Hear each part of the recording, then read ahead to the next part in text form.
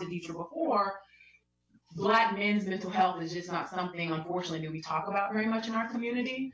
And so, if y'all remember, the last time Deidre and Dr. Marquita were on, they mentioned the fact that Black mental health counselors are boogeymen. It's kind of the phrase. Unicorns to the boogeyman. Not boogeyman, I'm sorry. Not boogeyman. Are unicorns. And so, young lady will join us in our Food for the Soul, reached out to the three brothers we have with us today who are mental health counselors, and they will have them introduce themselves. So thank you, gentlemen. Can y'all hear us? Make sure we can hear you all. Yes. Good, great. So we're going to have a conversation today about mental health, but specifically with respect to Black male mental health. And I'm here just to observe. As I explained to them, I just really kind of want to listen because we talk about it. Black women talk about mental health. We find safe spaces to release or to have a conversation. We'll go to the therapist if we feel compelled and feel a need to. But as we discussed in our previous episode, sometimes Black men don't do that. So that's what we're talking about today. Yeah, and this topic is something that's really near and dear to me because I see the symptoms. I see the end result of what happens when brothers don't heal themselves and feel like they're in a safe place. And I know that, and I'm 6'2", over 200 pounds. I mean, I know that people sometimes might, see me as intimidating or whatever, but there's all of these stereotypes and images of us being kind of Superman and not being vulnerable. And so what I really wanted to do, and this show was going to be something that we were going to do later anyway, on. Yeah. But I think under the circumstances, it is timely. It is timely. And so with that, we've got, this is this discussion for the brothers, and for our folks out there that are listening, these brothers are anything just outstanding subject matter experts. Are really just kind of good dudes, and they've all been told, look, we need to have some real conversations about. What I would share is for our listeners, if you have a brother, a husband, a dad, a son that's old enough to be engaged in the conversation, I would ask that you tag them so that they can kind of get in. I will be checking the chat room, and I want to apologize to y'all for calling y'all the boogeyman. Y'all were not the boogeyman. It was unicorn. I don't say that. So, but I would encourage our listeners to please to tag a brother. We'll probably do this again, but we really wanted to start this conversation. I know that I have concerns and have fears and anxiety that we'll talk about in the second half, being the mother of a young Black son, being the wife of a beautiful Black man, being the sister to a Black man. So I have concerns as well, but I just kind of wanted to invite other folks into the fold. So. Outstanding. And with that, why don't we start with Carlos? Carlos, why don't you introduce yourself and tell our listening audience who you are and what you do. Hey, how you doing? My name is Carlos. Currently residing in the Tampa area, and I am a former substance abuse counselor. Marco? My name is Marco Watts. I'm a licensed clinical social worker. Wow. So I work with adolescents in substance abuse. I've worked with young adults in the judicial system. I've worked with veterans with mood and psychotic disorders. And I've also worked with couples trying to find intimacy all over again. Right. Outstanding. Thank you. And Stephen? Yes, my name is Stephen Effler. I'm a pre-licensed professional. I have about 8 or 9 months to go before I'm fully licensed I'm like the gentleman. I worked in the substance abuse realm. I'm a 12-year Army veteran. I've done a good bit of that time in combat, a good bit of that time, and just trying to exist in a system that wasn't designed for us, but that we have to coexist there within. Also, my current role is a bit different than that, but I also have a private practice called You Do Matter Counseling out in the Brandon area, where my entire client population and client base is all made up of Black and brown men. Oddly enough, Black and brown men frankly, who just want to find some understanding in this current climate. It's actually pretty freaking refreshing. That's outstanding. I'm anxious to just jump into the questions and start throwing some questions at you and getting some perspective from you because again, this is a subject that's really near and dear to me. And Stephen, you actually talked about Black and brown men, guys. Why? And we may as well just stay with you. Is this a particular sensitive subject for men of color? What is it that makes being a Black man tough in this particular space? Yeah. I think for so long as Black and brown men, we've been taught that we're those pillars of the family. We are the rocks. We are the stones. We are the emotionless. We are the ones who have to be that brick brittle for the family. And I think a lot of times when we carry that role, when we carry that moniker, when we take on that responsibility, it's just so much easier for us to just channel all of that frustration inside and not push it out because we don't know what that might look like if we start letting that out. We don't know how that's going to manifest itself. Oftentimes, I think that's what kind of may play a factor into some of the behavior that oftentimes we find ourselves as men falling into, and we classify it under, oh, he's just a man. So we do some of the things that we do, and sometimes it's not as easy to describe because part of doing that is going to have to admit that I'm vulnerable, that I have pain, that I need help, and that may be difficult for me to share with others. Marco, are we making too much of it? Is it's just an excuse? Are we just being the victims, being Black men, and we making this excuse around why we can't be vulnerable? Is there something to this? No, I don't think. I definitely think that there's something to it. But as a society, it's kind of like what we say, man up. Boys aren't supposed to cry. So even at an early age, we're kind of, getting men to suppress emotions and not learn how to communicate, when we're feeling angry or when we're feeling upset or when we want to cry. What does that look like? I mean, even if you think about, let's say, the movie Boys in the Hood, right? When Cuba Gooding Jr. lost his friend and then he goes back into the house, he's grieving at that time. He's punching in the air, but some of us will look at that and we laugh.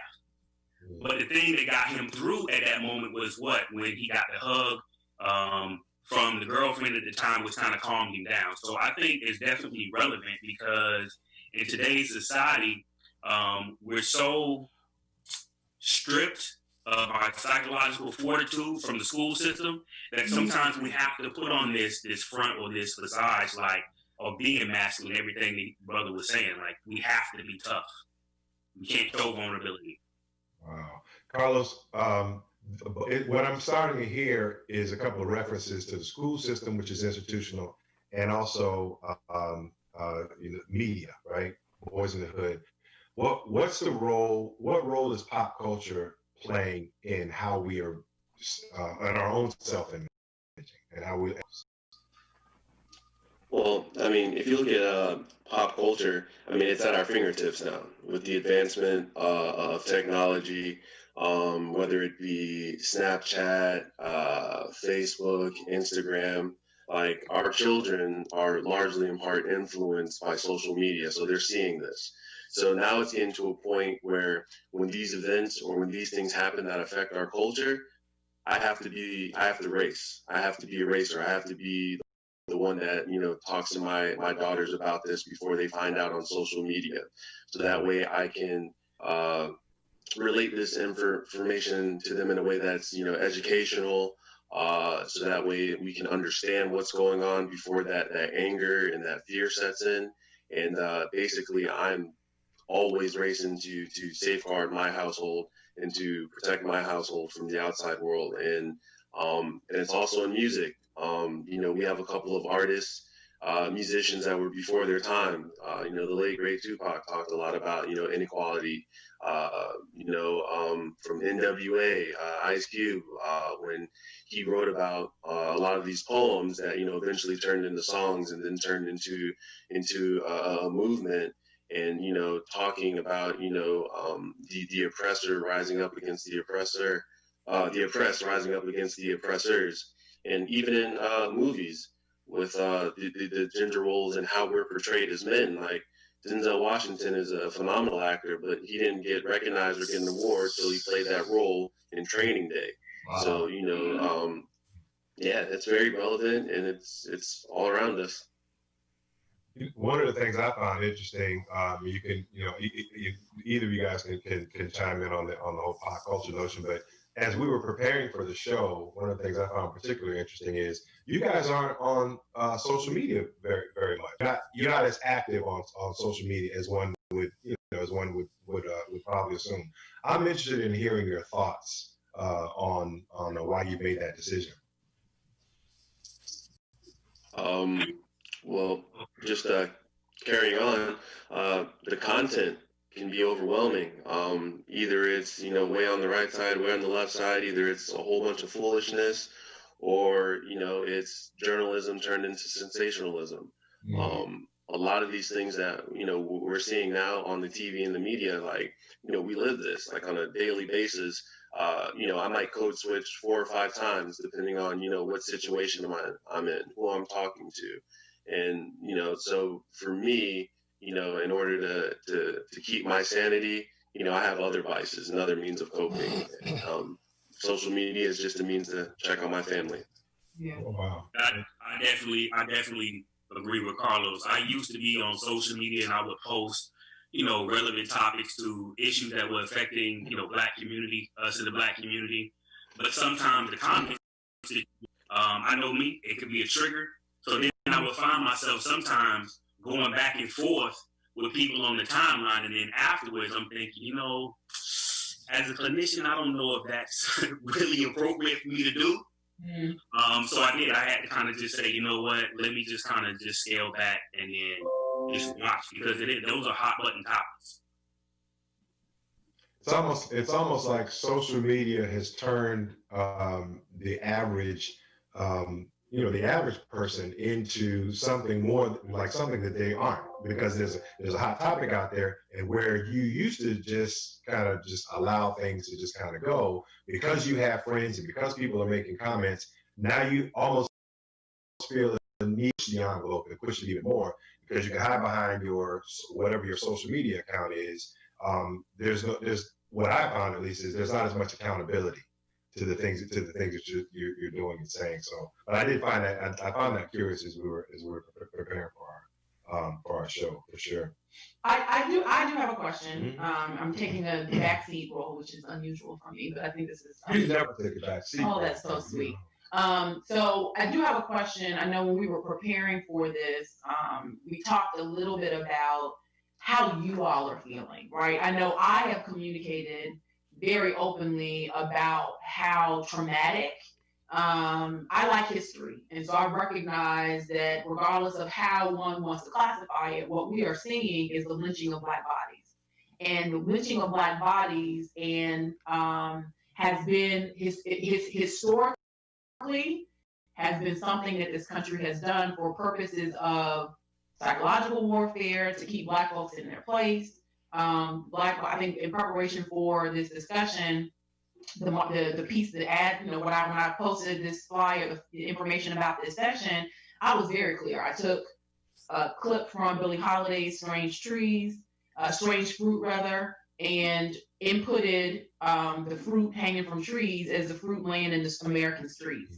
And so I know that me and my girlfriends have talked consistently and continuously about how seeing Black and brown bodies, particularly men, but women too, because women are being impacted by this, but seeing Black and brown bodies laying in the street, I mean, whether it's Trayvon or Michael Brown or all these different brothers that are being murdered, it's triggering for us. We express it. And I've kind of asked my husband about how he's feeling about it. But my brother about it. My brother's not as open about how they're feeling. They share their experiences with law enforcement and how what people are seeing has happened to them. racism is no respecter of person. A cop who has some implicit bias or is a racist cop has no respecter of person. You could be walking down the street in an Armani suit with Gucci shoes on, some really good sunglasses, coming out of a $100,000 car, and if he's feeling froggy, excuse my language, feeling froggy on a particular day, he can stop you and harass you.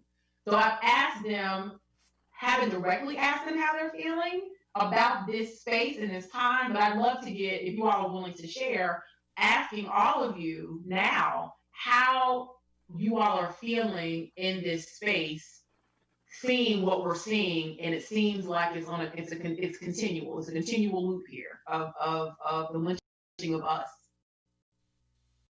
That was a heavy question. All right, who wants to take a stab? Sorry.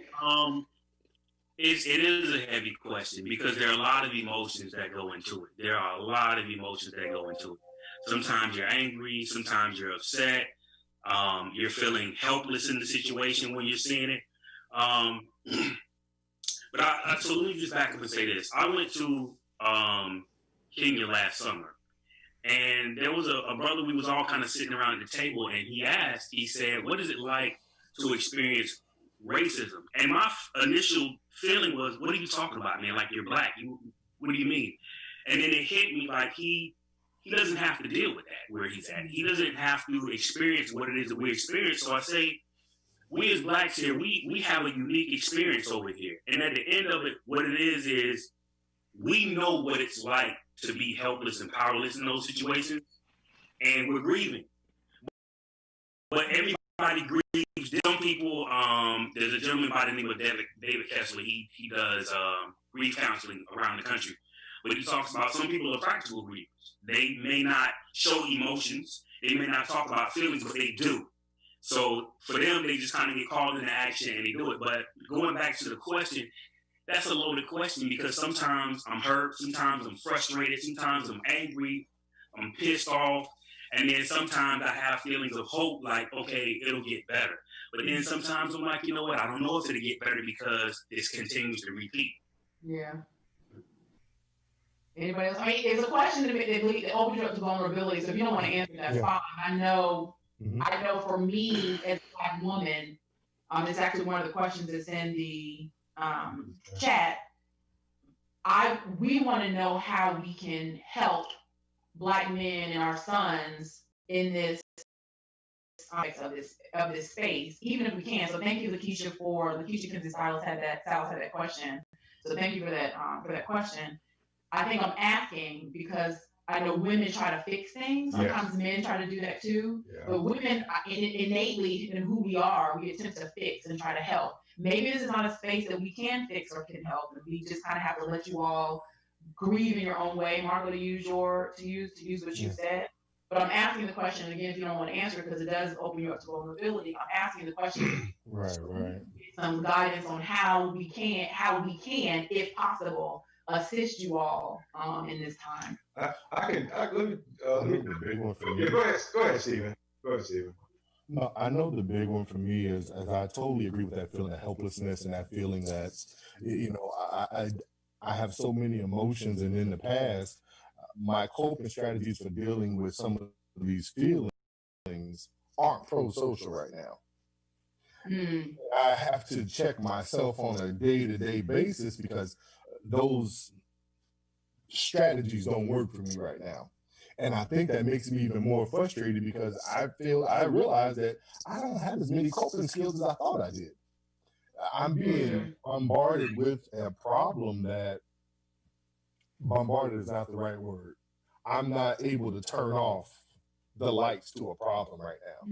There used to be a day where if I was watching a scary movie that I didn't like, bam, I turn the channel, I can watch something stupid and take my mind off of it. I can't turn the channel. So I'm in this constant emotional roller coaster, and there's nothing I can do to get off. And the only thing I know to do to fight is to fight. And I don't know if that's the best strategy right now. So that puts me in a bit of a particular situation where I'm just constantly filled with basis. And the smallest thing, like my wife would say, the smallest thing it'll put me in a state where I'm not happy with who I am. And it's because I just don't know what to do. And the people that are telling me what to do, I don't think they know what the hell they're talking about. Right. Yeah. I think that oh my bad. Were you Okay. Oh, okay. For me, I find myself being all over the place. Unfortunately, I can remember back to when I started driving, and, the first time I got pulled over, and what that experience was like for me. So a part of me says that I've been feeling this way. It's just now because of the advancements of social media and how easy it is to upload something and go viral, that the rest of the world is catching up to what's been going on since before I was here. So, that part, I've always been kind of cautious, but, even now, because it's a little bit more heated and in the moment, I have to check in. My wife does a good job checking in with me. Thank God I married a therapist, but she does a good job checking in with me. And for me, the first thing that I do is detach from reality. I find device. Uh, Unfortunately, right now it's a game on my cell phone. I go into that game, I focus on the game. Nothing else matters. But that takes away from my family. It takes me out of the moment, and I'm no longer present because I have to wear this mask that we talk about, where I have to be okay because in my house I'm a symbol. I'm a symbol for what it is to be, a strong man, for what it is to be a present father, for what it is to be a good husband, a good friend, or whatever, particular role I am. I'm a symbol, and I can't let the world see me, find out what like my kryptonite is. So I walk around anxious a lot. So, I might detach a lot when I get a moment. I wake up before everybody else does, be by myself to sit down and gather my thoughts. I always take time for myself before I engage with a group of people. And so, just like everybody else on the call, flooded with emotions and all over the place. And it depends on when you catch me. The difficult part of it sometimes is it almost seems like we know that they keep happening, but you have Floyd, and then you have another, and then you have another, and you haven't even really had time to really even process the first one. Right. The second one happened, and then there's another one, and it becomes so overwhelming. Like I didn't even watch the Floyd video because for what? Yeah. Yeah. And then I didn't watch it. I didn't watch it either for that very reason. I'm sorry, Stephen. Go ahead. No, and I think so personally for me, and it sounds like maybe these gentlemen too. Like I don't do very good at a masquerade party. I don't wear masks very well. Yeah. Anybody that knows me know you get me. Yeah. I am what I am. So when I'm in these, when I feel so vulnerable and I feel so helpless, I can't hide it. Stephen, you said something that resonated with me, and I'm gonna try to take us into the break. And when we come out of the break, I want you brothers to be thinking about a couple of things. One is get some idea on what people are like, what you're seeing as the triggers, like you're getting people to actually reach out and schedule time with you. So I want you to give some thought to that. But you said something about coping mechanisms, and it made me think about, we're on the in this meeting with these three brothers. I probably would normally ask y'all, hey man, let's go grab a beer, or let's go smoke a cigarette or whatever, and the three of us or the four of us would just kind of sit and we would talk about everything from sports to frustrations about what's going on at home or whatever. Mm-hmm. But that's our coping. So what I'm really upset about is something that's going on at work. But what I'm sharing is I'm just whatever. And so that's one of our coping skills that's now been taken off the table for us. So we don't even have some of our normal has been taken from us. So what I'm hearing from our sisters from our significant others is, how can we help? And I think the answer is just checking in with us, asking us if we're okay. It's because this is not a normal for us, that we may not be able to do some of the same things that we would normally do, and that's a big impact. So So I think we're coming up on a break, but that's one of the questions that I have kind of going into our next session too is next half is talking about you all the coping skills and then what we can do.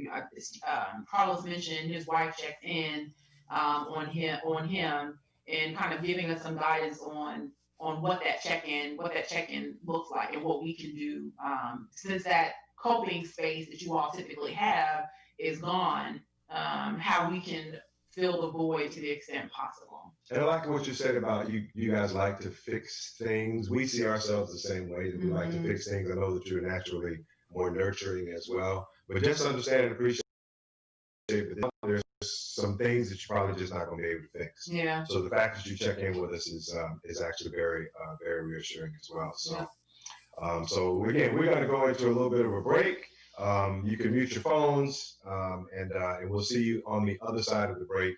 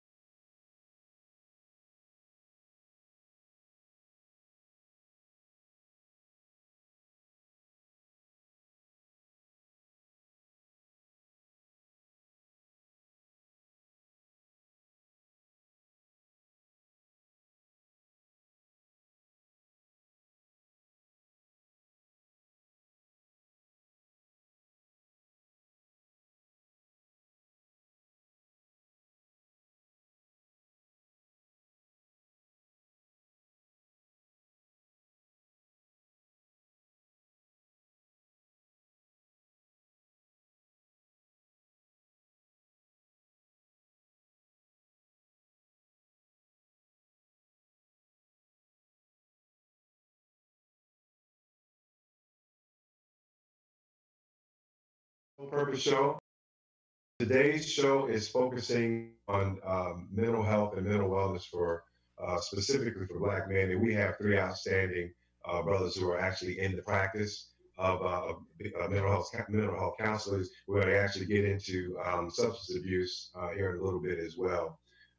But before we went to break, I really kind of asked these guys to share with us what are some of the triggers, right, that are actually having individuals pick up the phone and say, man, I need to make an appointment with you. I actually need to talk to you because we want to get into the difference between, just kind of angry and upset or sad about whatever, and I need help. So we want you guys to really focus on helping our listening audience understand when is it time to actually pick up that phone. Marco, I think we might have left off with you before.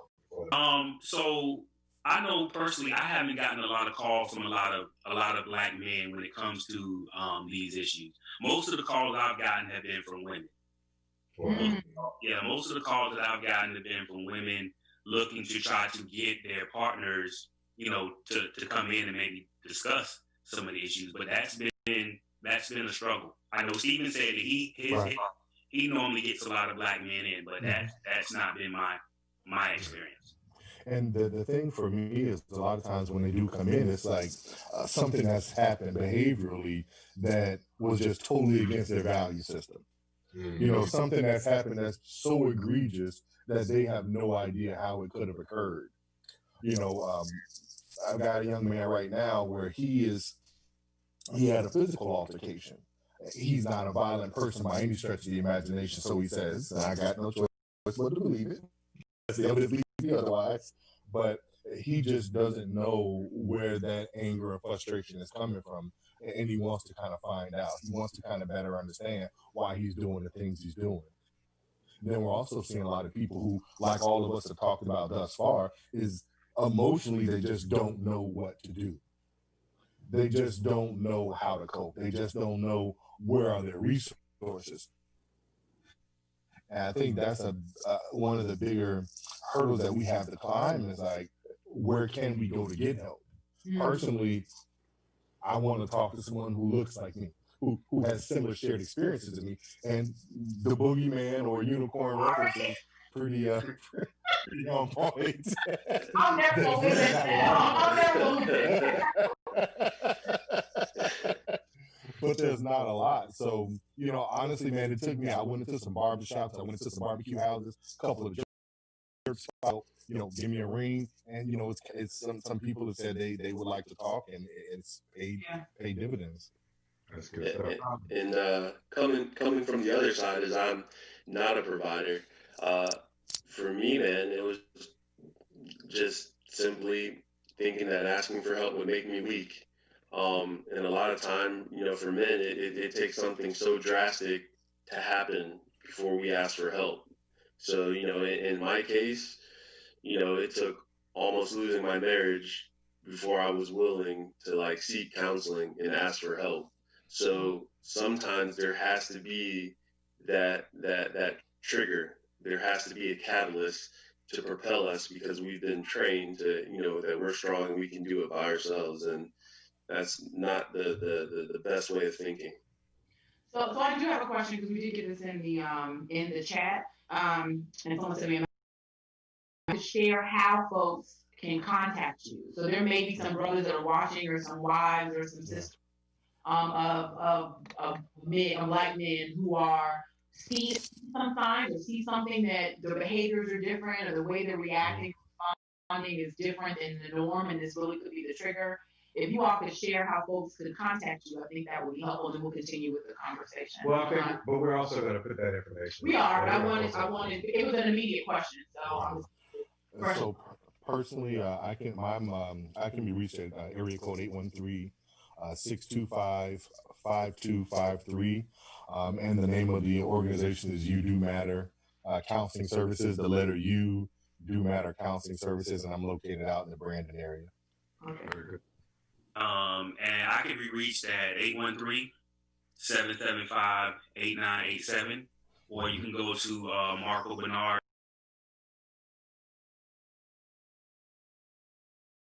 I'm also located in Tampa area. And my wife is a licensed therapist as well, and she is located out in the Riverview area. And the name of her counseling services, Begin Again Counseling Services, and that's BACS, BACS, and she can be reached at 813-419-3386. Perfect. Thank y'all. One of the things you guys are talking about, triggers that are leading people to say, hey, this behavior is different for me. This is not, I'm not being myself. And I know that a couple of you have substance abuse counseling backgrounds. And I want to talk a little bit about substance abuse, because one of the reasons why this subject is near and dear to me is because, we have certain things that are part of our, like Hennessy, dark brown liquor, and we make jokes about liquor. What was that? The E's is Jesus. The E is Jesus. Yeah. And I'm not here to judge, who drinks versus who doesn't drink. Yeah, but I do want to talk about, especially in your travels and in your practices, how these two things are being diagnosed in the community. Do I have a drinking problem? Is that what's going on? Or am I using alcohol to mask other things that are going on? And I'm really interested to get your perspective on that as well. Well, I think over time it used to kind of be like, well, you would just tackle just one issue, and that issue may have been just a substance issue. But as we've gotten further along in the field with the dual diagnosis, what I've seen is most of the time, if there's somebody who's maybe suffering from depression, there's probably some alcohol that's going along with that as well. But sometimes it may be hard for the person to recognize that the reason why they're drinking is because they're trying to cope with the depression. So what alcohol is doing is really what they're addicted to is the sedative effects of the alcohol, just to try to mask whatever pain it is that they're going through at that moment. And then after a while, it becomes addictive, and now you have the dependency issue coming up because they haven't learned to cope with the root issue of the depression. But it definitely is a real thing. But I'm not a proponent of medication. I definitely think it's useful. But I think until you get to the root cause of whatever that depression is, then you're not going to be able to rectify the situation. You're still going to be having those feelings of depression. Oh, that's good. Yeah, I'm interested in hearing from Carlos here, from you and Stephen as well. Yeah, when we start talking about how we respond to trauma, how we respond to the various things in our lives is going to differ from all of us. Whether it be alcohol, whether it be pornography, whether it be gambling, whether it be smoking, there's going to be something that, from a coping strategy, is going to need to fill that void. The problem is when that fill then turns into a form of addiction, or you can't stop doing what you're doing, or there's repercussion or recourse to you stopping what you're doing. That's when a problem comes into place. A lot of us, how I talked earlier about some of my not so healthy coping strategies in this moment, back in the day when I was in the Army, a big one was, hey, we just get a bottle and drink. Yep. Well, when I was 19, that was freaking great. I had the time of my life. I'm 20 years now, a year older, so I can't, my body don't process that the same way. The great tells us that you did it. I'm holding it in for the show. Carlos, you mentioned that you had a substance abuse counseling background as well. What's new about substance abuse now than a generation ago, right? Remember we'd be watching sitcoms and black exploitation films about the wino, kind of on the street. Yep. Well, what's changed generationally for us and how we deal with substance issues? Well, I think that this issue is fluid, and so way back when, since I'm roughly over 12 years in the field of substance abuse, when I first started working, you had to worry about your winos, your typical alcoholic, your crack user, and those types of drugs. And as the times have changed, the drugs are now synthetic. So now you have to worry about kids getting into medicine cabinets and things of that nature. And when we talk about this whole, counseling thing, I don't like talking. If I drink this, the bottle doesn't require me to talk. If I smoke this, if I pop this, if I take this, there's no conversation. There's just instant gratification, and that's what we have to combat, because this whole thing comes down to motivation. We only do what we're motivated to do. We're motivated to do things because they have positive outcomes. Unfortunately, talking to Marco or talking to Steve, it's going to be a while before I begin to work on my treatment plan. So if I take this, I feel good instantaneously. So we're working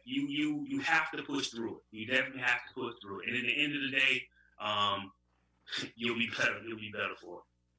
Yeah, and I think like Steve was saying, like it's our responsibility to put that information out there and to provide a safe place for our friends to reach out, and it depends on what group of people.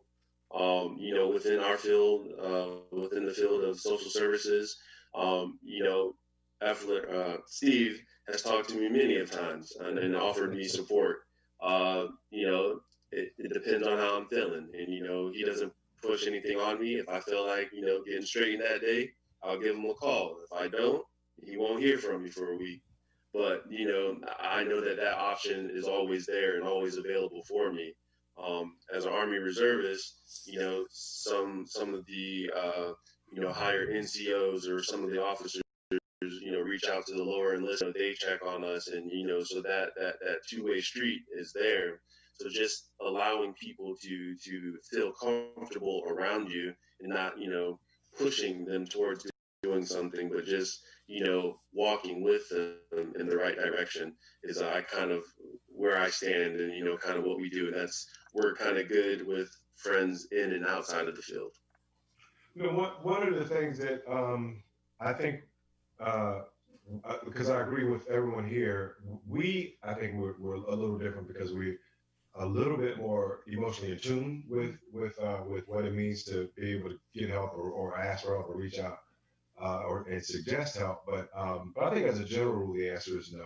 I mean, for us, what I see us doing, meaning brothers that I kind of hang out with or whatever, what I see us doing more than anything else is enabling mechanisms. So if you come to me and say, man, I'm kind of down in the dumps today, my first reaction is not going to say, let's deal with the hurt part of that. My first reaction is going to say, Steven, let's go grab a stick, man. We can, So now I want to make sure that it's a constant masking of just trying to get you through. If I can, we're just going to ride out. We're going to ride around. Whatever it takes to kind of get you through. We think that's our goal, is to continue to do that, as opposed to trying to push you to the. All right, so if you're hurting about something, let's talk about that, man. What's going on? Tell me what's going on. So I see us doing that a lot, which I think is a natural, uncomfortable reaction for us. uncomfortable conversation.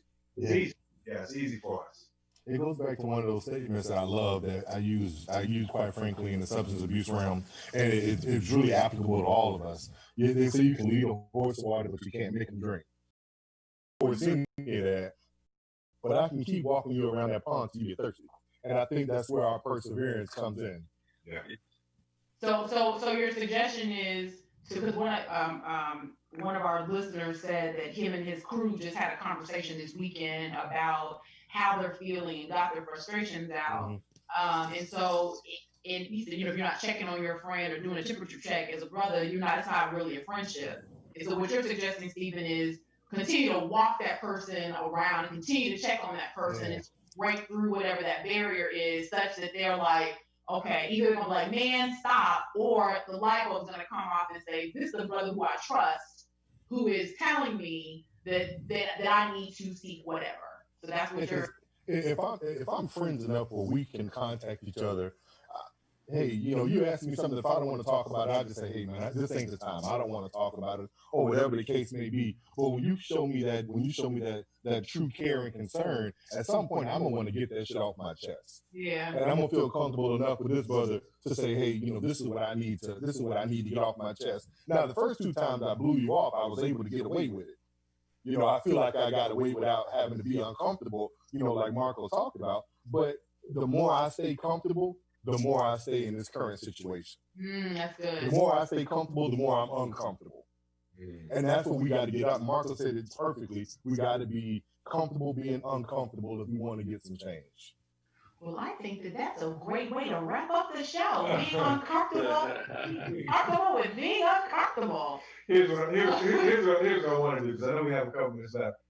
For each of you, if there are nuggets of wisdom, if there's some kind of a mantra that you live by, something that you do with your clients that you counsel, if there's brothers out here who are listening to us now, and their significant others who are also thousands and thousands of times over the course of the next few weeks. I'd like each of you to have an opportunity to just leave something with our audience that you think is food for it's food for the soul before we move into our food for the soul segment. Okay, I'll start it off. So I know that there's I don't know who originally came up with this quote, but I think maybe Harriet Tubman, they were saying if she freed 1,000 slaves, and she could have freed 1,000 more had they known that they were slaves. Right? But if you think about that, those people who were in bondage at the time, our people who were in bondage at the time, they could physically see the shackles. They could physically see the shackles.